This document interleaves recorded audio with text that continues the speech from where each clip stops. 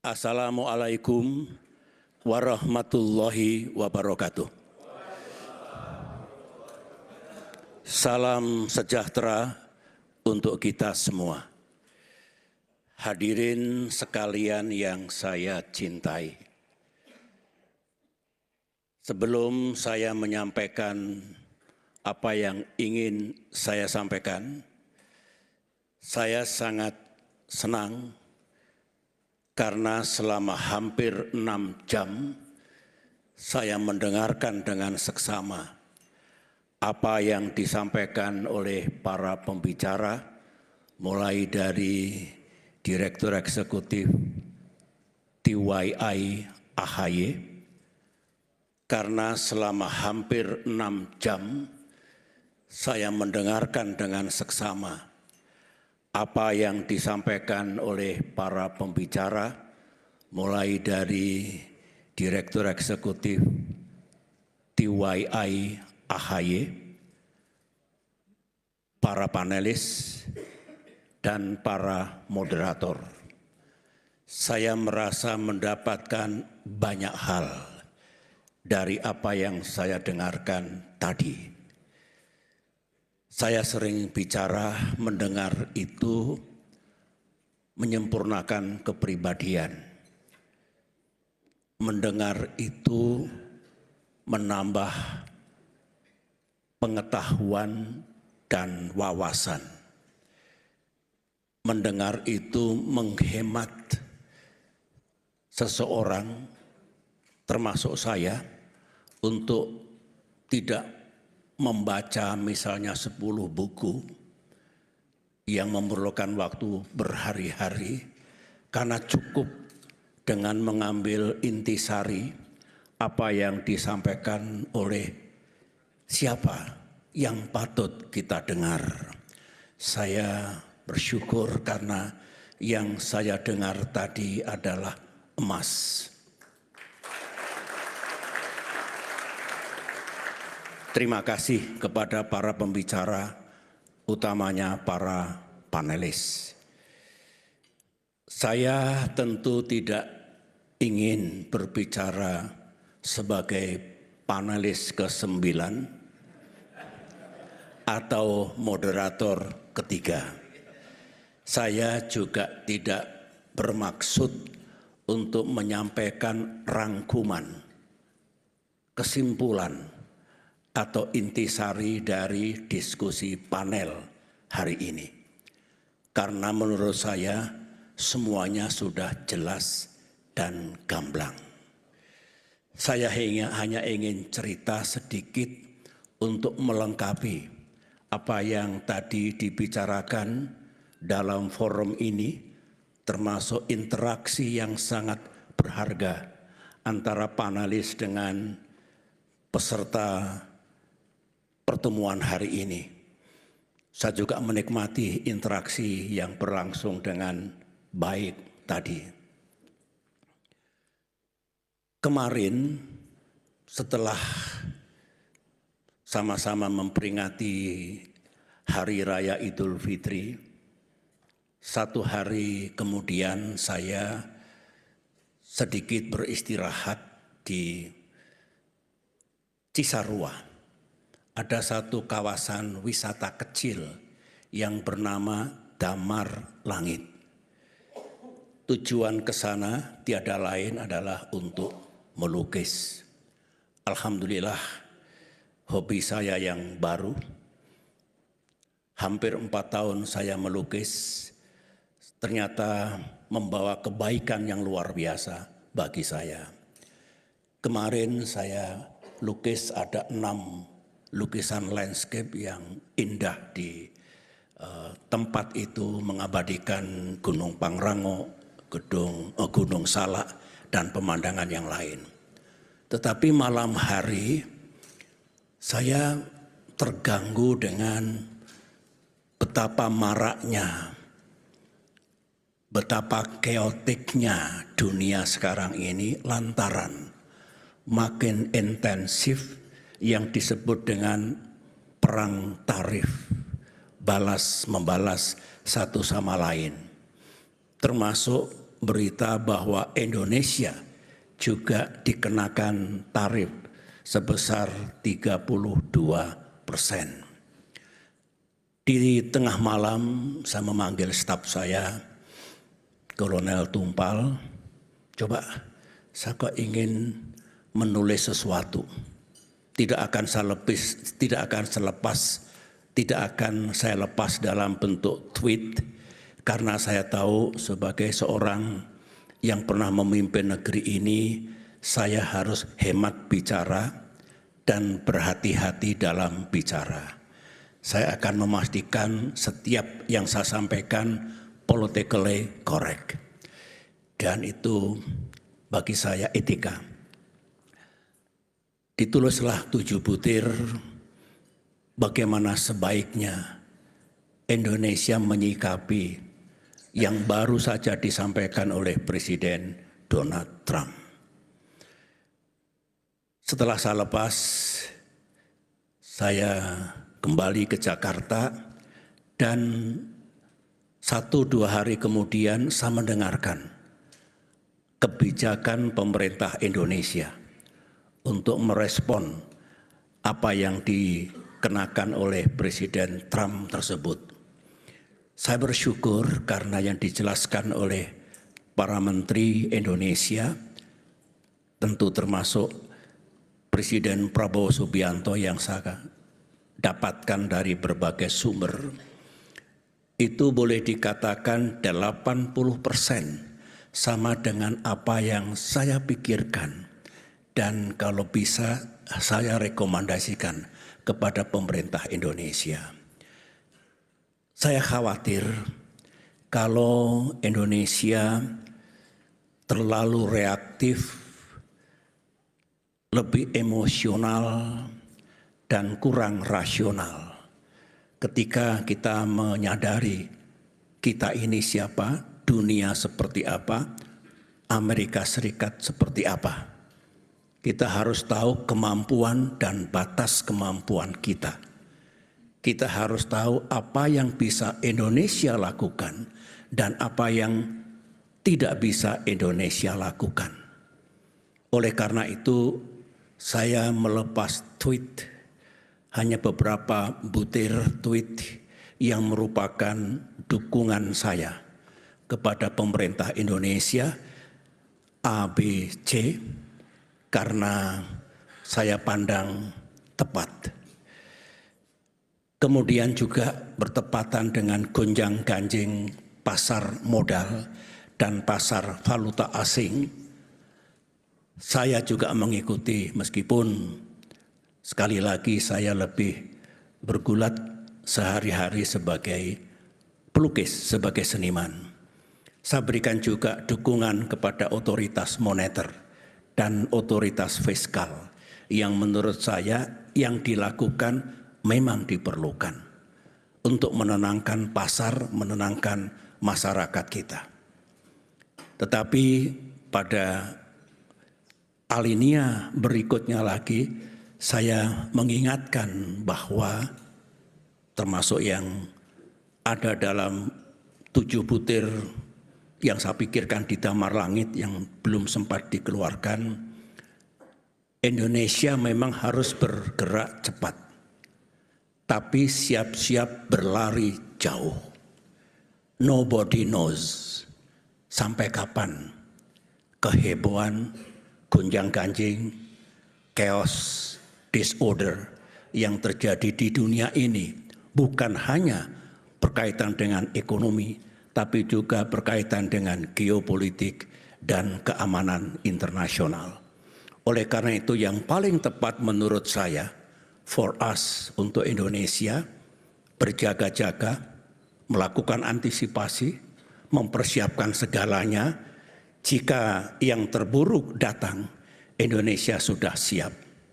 Memang ada yang mengatakan, hoping for the best and preparing for the worst. Itu bagus, tapi itu menurut saya lebih pasif. Menurut saya, more than that, kita juga harus say something, do something, and menjadi part of the solution. Saya yakin Indonesia bisa.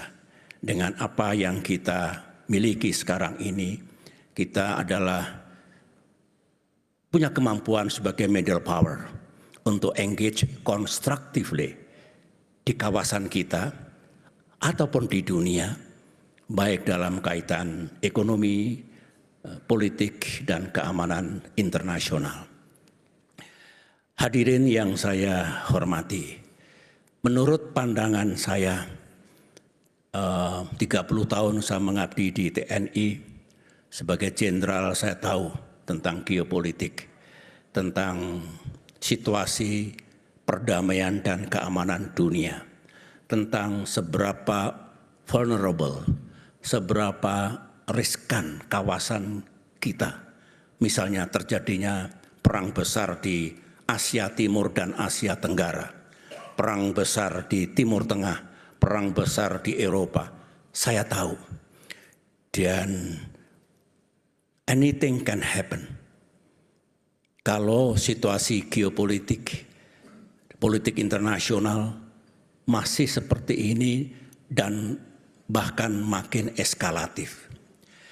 Saya membaca 2 buku novel yang saya beli di Jepang dan yang kedua di Chicago, yang judulnya adalah, atau tema dari novel itu ditulis oleh seorang mantan admiral, paham tentang situasi peperangan di laut, yang menggambarkan tahun 2034 sangat mungkin terjadi perang besar di kawasan Asia Tenggara dan Asia Timur.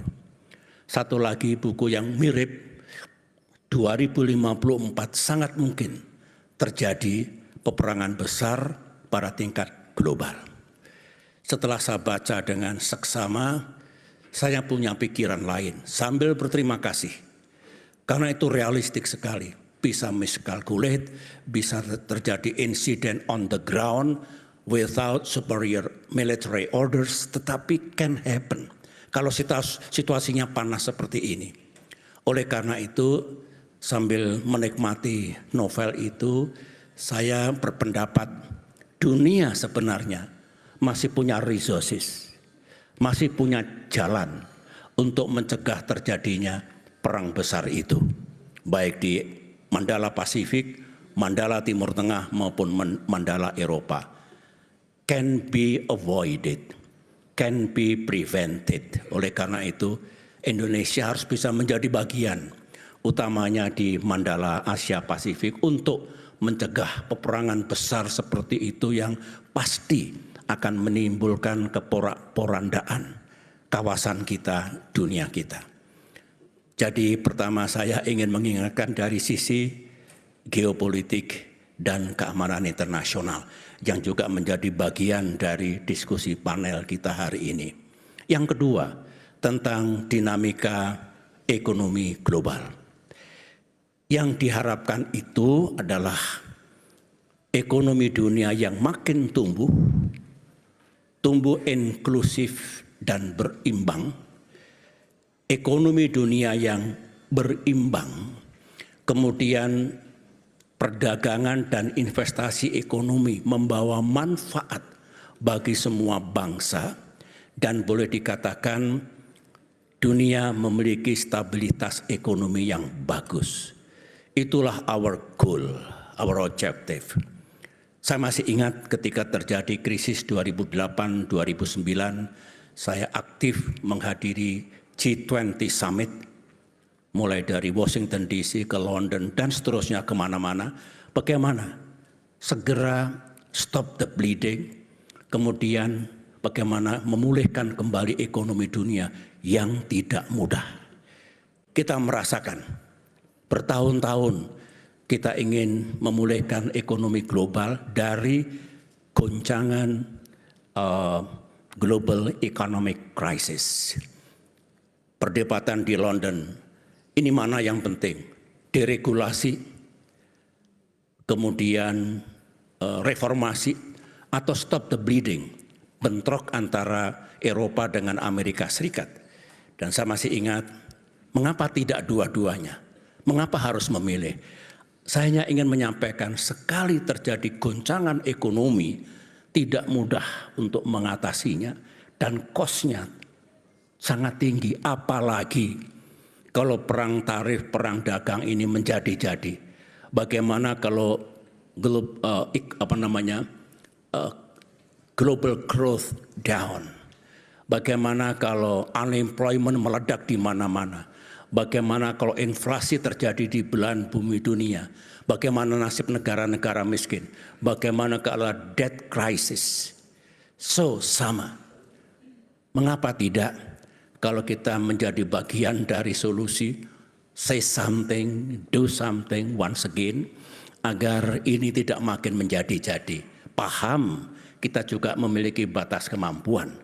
Tapi why not, nice try. Untuk apa yang bisa kita lakukan menyelamatkan perekonomian dunia yang dipicu dari perang tarif dan perang dagang sekarang ini. Yang ketiga, kita cemas, saya cemas, kalau perhatian para pemimpin dunia, tentu bukan hanya Amerika Serikat dan Tiongkok, tapi all world leaders, kalau makin away dari kewajiban internasional yang lain, misalnya menyelamatkan bumi kita dari climate disaster, yang menurut saya sekarang makin mencemaskan. No longer climate change, tapi climate crisis. Kemudian kita juga punya pekerjaan rumah, mengurangi kemiskinan sejagat dan juga ketimpangan sedunia. Itu juga global agenda yang sangat penting karena diinginkan oleh semua bangsa di dunia. Nah, makin kita memusatkan pikiran kita, hari-hari kita hanya untuk perang dagang yang mungkin dampaknya buruk, demikian juga pendekatan dalam mengatasi persoalan regional melalui geopolitik of power, melalui perang, melalui apa-apa yang merupakan hard power, ciri dari power politics, seperti itu yang sebetulnya makin menjauh dari kewajiban global yang lain. Kita dari mimbar ini, dari bumi Indonesia harus juga ikut bicara. Jangan diam. Politik bebas aktif tidak berarti diam, tidak berarti tidak berpendapat. Tentu kita harus bisa dengan penuh tanggung jawab, dengan tujuan yang baik, ikut menyampaikan pikiran-pikiran kita. Forum seperti ini adalah cikal bakal atau embrio dari kepedulian kita terhadap permasalahan dunia. Yang kelima agendanya, tadi saya sudah bicara 1, 2, 3, 4 dari geopolitik dan keamanan internasional, global economy, combating climate change, kemudian reducing global poverty and inequality.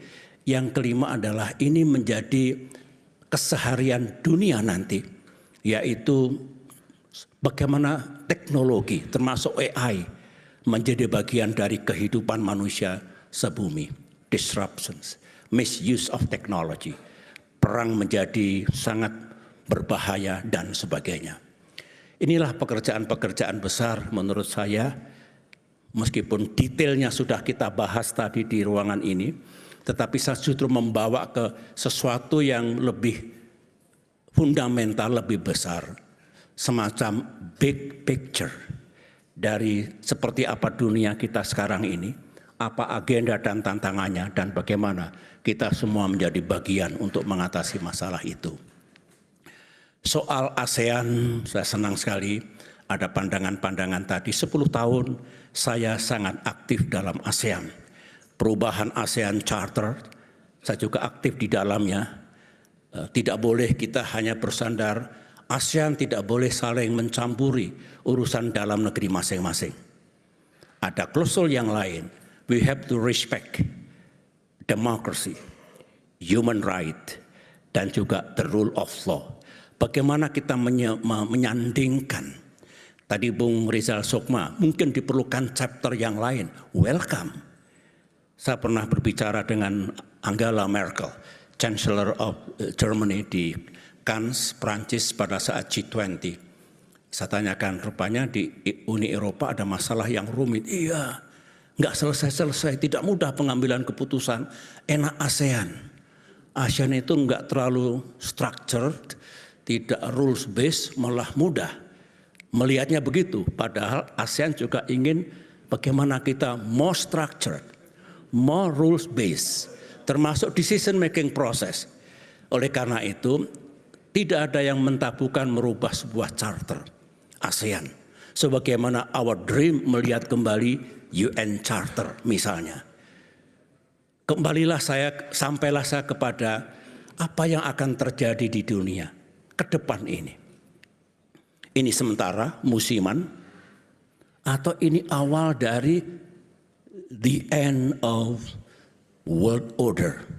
Setelah Perang Dingin dan sebelumnya setelah Perang Dunia Kedua.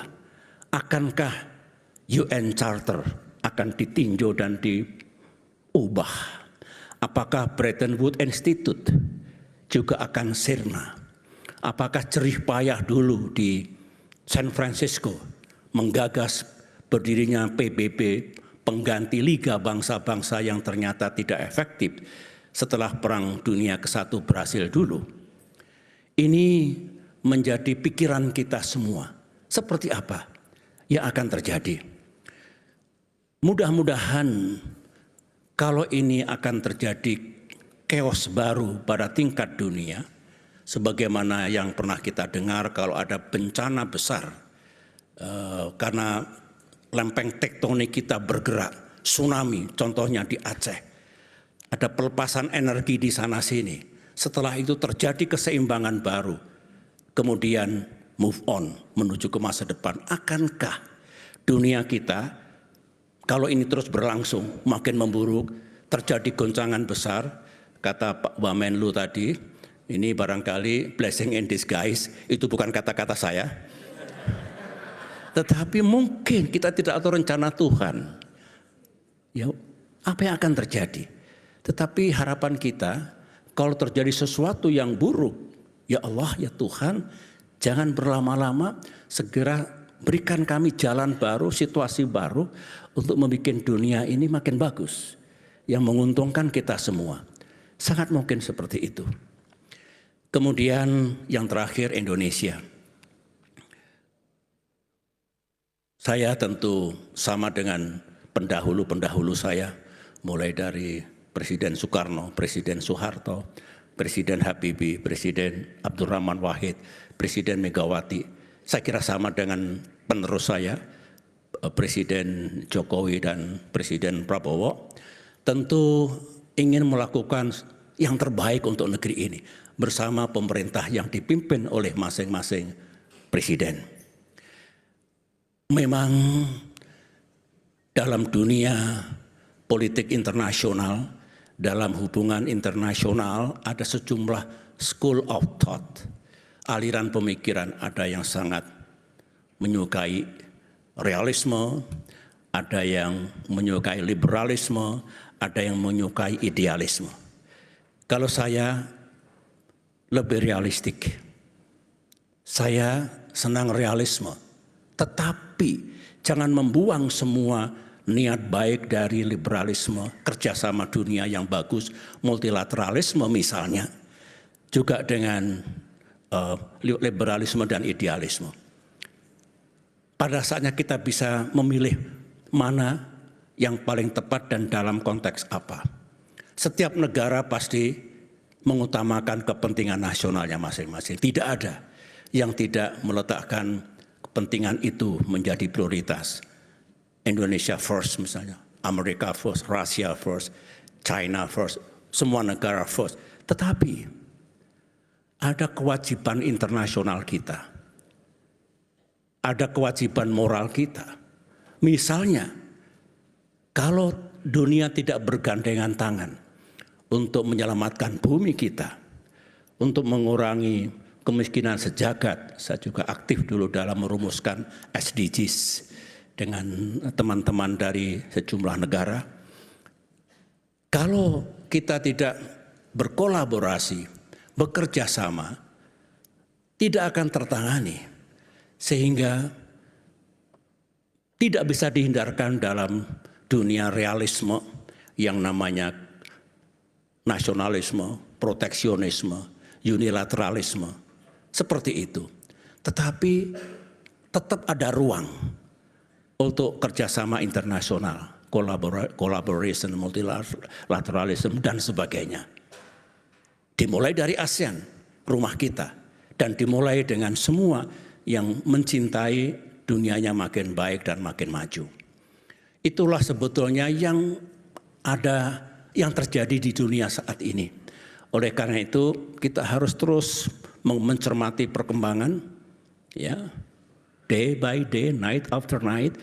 Tetapi kita jangan kehilangan pikiran yang jernih bahwa ada masalah itu, ada isu itu. Tapi selalu ada cara, selalu ada jalan, selalu ada resources yang bisa kita gunakan.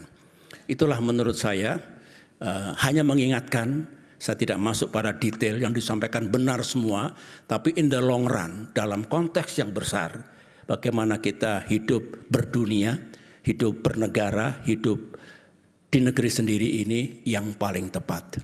Saya kira itu saja yang ingin saya sampaikan, dan saya mengucapkan terima kasih sekali lagi atas nama The Yudhoyono Institute, kehadiran dari hadirin sekalian. Saya juga senang sekali para duta besar berkenan hadir dalam acara ini, juga kalangan anggota parlemen, dari kampus mahasiswa, dari komunitas pendidikan, TNI, dan semua pihak. Mudah-mudahan ini salah satu contoh yang baik kita bersatu. In crucial thing, unity. Dan kemudian kita patut untuk sekali lagi menjadi bagian dari solusi dan masa depan dunia yang lebih baik.